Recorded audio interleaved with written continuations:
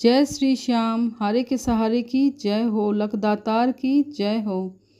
दोस्तों, आज मैं आपको एक ऐसे व्यक्ति की कहानी शेयर करने जा रही हूँ जो आपको लगेगा कि जो गलती इस व्यक्ति से हुई आप वो गलती कभी न करें। अगर इंसान से कोई भूल हो जाए और अगर खाटू श्याम बाबा की शरण में वो पहुँच जाए तो खाटू श्याम बाबा उसे माफ़ कर देते हैं और अपनी कृपा दृष्टि हमेशा उस व्यक्ति पर बनाए रखते हैं। ऐसा ही कुछ इनके साथ हुआ। इनकी ज़िंदगी पूरी तरह से तबाह हो चुकी थी, ख़त्म हो चुकी थी, बर्बाद हो चुका था सब कुछ। लेकिन श्याम बाबा ने इनकी ज़िंदगी में ऐसा चमत्कार किया कि इनकी ज़िंदगी काफ़ी हंसी खुशी चल रही है, सब कुछ बढ़िया चल रहा है। और दोस्तों, यह कहानी है दिल्ली के करोल बाग में रहने वाले राजेश जी की। आज की यह जो वीडियो है दिल को छू लेने वाली है। आज की ये स्टोरी आप सबको जो मैं शेयर कर रही हूँ, आप अपने परिवार वालों के साथ भी इसे शेयर करें।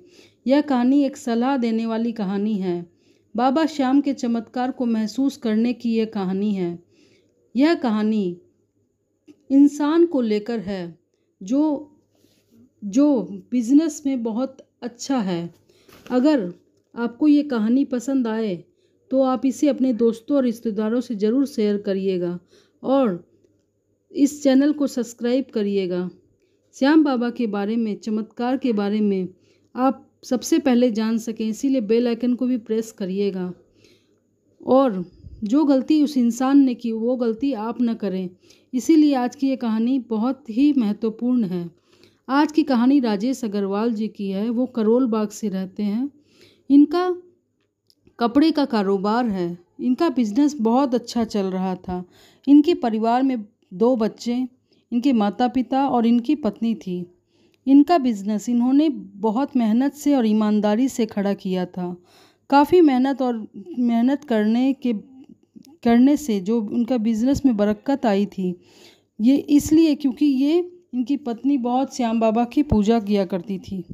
लेकिन कहते हैं ना कि इंसान के नसीब में कुछ भी जो लिखा हुआ होता है वो होकर ही रहता है, वह हर हाल में होकर रहता है। किस्मत के लेखे को कोई नहीं मिटा सकता है। उनका हंसता खेलता हुआ परिवार और उनकी बिजनेस को किसी न जाने किसकी नज़र लग गई और उनकी ज़िंदगी में इतना बड़ा ग्रहण आ गया कि उन्होंने अपने पैरों पर खुद कुल्हाड़ी मार ली थी। कहते हैं ना कि जब सब कुछ अच्छा चल रहा होता है तो रिश्तेदारों और दोस्तों को क्या बात खटकने लगती है कि इसकी ज़िंदगी में क्यों सब कुछ अच्छा चल रहा है, ये सब कुछ अच्छे से क्यों मैनेज कर पा रहा है। खासकर ऐसे लोग दुनिया में होते हैं, अपने लोग जो सबसे पहले इंसान को तोड़ना चाहते हैं, वो जलते हैं। कुछ दोस्त और अपने यार जो कि वो कुछ दोस्त अपने यार की तरक्की को देखकर किलसते रहते हैं और भाई ये इतना ज़्यादा कैसे कामयाब हो रहा है। ऐसा ही कुछ इनके साथ भी हुआ था। इनके जो दोस्त थे वो कहीं ना कहीं नौकरी किया करते थे और उनका कोई बड़ा काम न था। इन्होंने अपना काम इतना बढ़ा रखा था, फिर सभी दोस्त इनसे बहुत जलते थे और धीरे धीरे वो सभी पीठ पीछे इनकी बुराइयां भी करने लगे थे। और सभी दोस्त मिलकर उन्होंने एक प्लान बनाया कि क्यों ना हम लोग इसकी कामयाबी पर रोड़ा बने, क्यों ना हम लोग इसे बर्बाद करके छोड़ें। सभी दोस्त एक होकर उन्होंने एक प्लान बनाया और उनके घर आए और बोले कि क्या तू इतना अपनी बिजनेस में लगा हुआ है, चल ना, तो इतनी अच्छी तेरी बिजनेस चल रहा है, तेरा परिवार इतना अच्छा है, तू मुझे हम लोगों को एक पार्टी दे। वो मना नहीं कर पाए। वो बहुत दिन बाद उन्होंने सभी दोस्तों ने बोला था तो वो बोले चलो ठीक है, पार्टी दे देते हैं। उन्होंने उनके दोस्तों का मकसद ही था कि इन्हें बर्बाद करने का। ये बात उन्हें समझ में ना आई। इनकी आंखें इस कदर बाबा ने खोली, वो आगे आपको पता चलेगा। कहानी में पूरा अंत तक ज़रूर सुनिएगा। इन्होंने सभी दोस्तों के लिए अच्छा अच्छा खाना, मिठाइयाँ, सभी चीज़ें मंगवा दी और दोस्त कहने लगे कि अब ड्रिंक का टाइम हो गया है। इनके सभी दोस्त शराब पीते थे और अपने अपने पैसे जुए और सट्टे में उड़ा देते थे। और आज इनके दोस्तों ने कहा कि आज हमारे साथ तू भी पी ले। इन्होंने कितना मना किया, फिर भी दोस्तों ने ज़बरदस्ती इन्हें पिला दिया। ये पहली बार पिए थे, इसीलिए क्योंकि इनका हालत ख़राब हो गई और ये जैसे तैसे घर पहुँचे। इनकी हालत देखकर सभी घर वाले डर गए और रात में तो वे जैसे तैसे करके सो गए। सुबह उन्होंने बताया कि दोस्तों ने ज़बरदस्ती उन्हें पिला दी थी और अपने घर वालों से उन्होंने माफ़ी भी मांगी। 2-4 दिन बाद फिर से दोस्त आ गए और पार्टी करने के लिए बोलने लगे और वे थक हार के एक दिन फिर इन दोस्तों के साथ चले गए।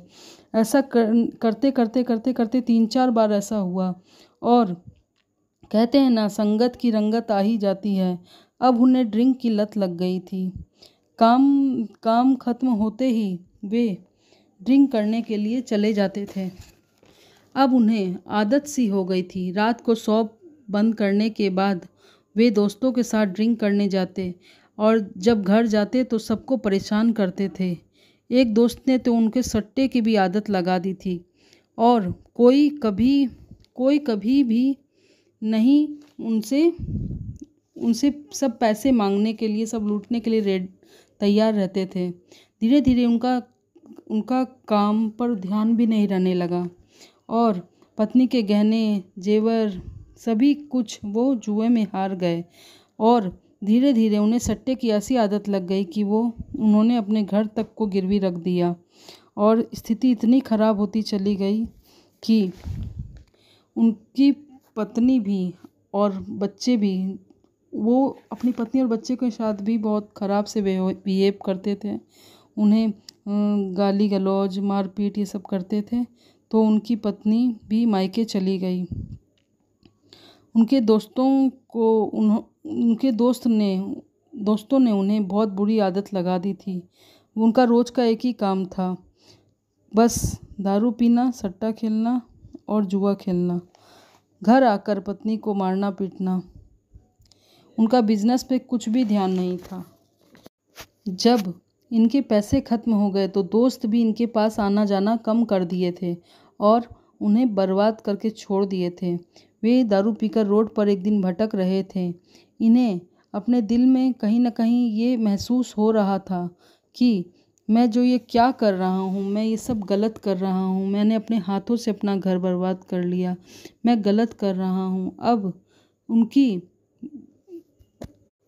गली में ही श्याम बाबा का कीर्तन हो रहा था।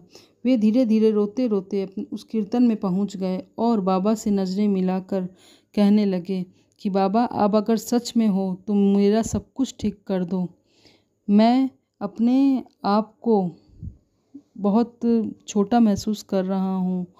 मुझे सब कुछ, मेरा घर बर्बाद हो गया, मुझे सब कोई छोड़ के चले गए। बाबा, मेरा सब कुछ ख़राब हो गया, मेरा कारोबार भी सब कुछ ख़राब हो गया। बाबा, मेरा सब कुछ ठीक कर दो, मुझे माफ़ कर दो बाबा। बस उन्होंने जो ये लाइन कही ना कि मुझे माफ़ कर दो बाबा, और वो खूब फुट फुट कर रोने लगे। उन्हें समझ नहीं आ रहा था कि वे क्या कर रहे हैं। वो नशे की हालत में भी थे और धीरे धीरे वे जब घर वापस आए तो उन्हें बहुत हल्का सा महसूस हुआ और नींद भी अच्छी आई। सुबह उनकी जब नींद खुली तो वे बहुत हल्का महसूस कर रहे थे। न जाने कितना बड़ा बोझ उनके सर से हट गया हो। उन्हें मन ही मन शांति सी मिल रही थी। इतना कुछ होने के बाद भी उन्हें कुछ याद नहीं आ रहा था। बहुत दिमाग पर जोर दिया, फिर उन्हें याद आया कि वे रात में कई कीर्तन में चले गए थे। वो श्याम बाबा का कीर्तन हो रहा था। वे अपने आप ही, उन्हें दारू पीने का मन न करने लगा और धीरे धीरे उन्हें समझ आने लगा कि ये सब मैं गलत कर रहा हूँ, ये सब खराब चीज़ें हैं और उनके साथ क्या हो रहा है उन्हें कुछ समझ में नहीं आ रहा। उन्हें सट्टा खेलने का, उन्हें जुआ खेलने का भी मन ना करने लगा। उन्हें लगने लगा सब गलत चीज़ें हैं, ये सब मैं क्या करने जा रहा था। उन्हें ऐसा महसूस होने लगा कि अजीब सी शक्ति है जो उन्हें रोक रही है। उन्होंने एक दिन उस दिन न तो दारू पी, न जुआ खेला और न ही कुछ गलत बात की, और बस अपना जो पिछली ज़िंदगी है वो सब याद करके रो रहे थे, बहुत पछता रहे थे कि उनके पास एक फ़ोन आता है।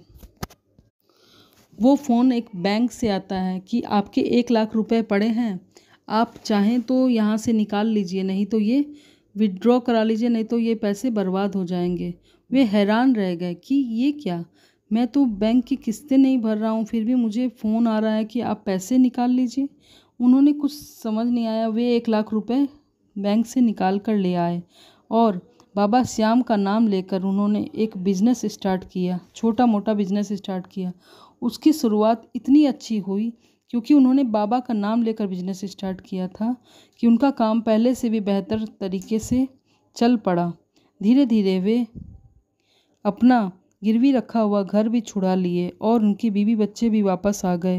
वे ईमानदारी से कारोबार करने लगे और हर 11 को श्याम बाबा के द्वार पर जाने लगे और घर परिवार सब कुछ वे बोलने लगे बाबा से, मैंने तो अब अपना सब कुछ बर्बाद कर लिया था, अपना घर परिवार सब कुछ बर्बाद कर लिया था बाबा, पर आपने तो सब कुछ ठीक कर दिया। बाबा का धन्यवाद करने वे हर 11 को खाटू धाम अपने परिवार के साथ जाने लगे और बाबा को धन्यवाद करने लगे कि बाबा आपने मेरी डूबती हुई नैया को, मैंने सिर्फ एक ही दिन आपसे कुछ मांगा था, आपने मुझे वो तुरंत दे दिया बाबा, आपका एहसान मैं कभी नहीं भूलूंगा।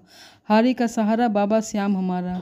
ये कहानी हमें बताती है कि जब ज़िंदगी से और अपने आप से आप अगर सब कुछ हार जाओ, तो अगर आप बाबा श्याम के शरण में चले जाते हो तो वो हमारी मनोकामना तो पूरी करते ही हैं और हमें माफ़ भी कर देते हैं और हमें सही रास्ता भी दिखाते हैं। जय श्री श्याम।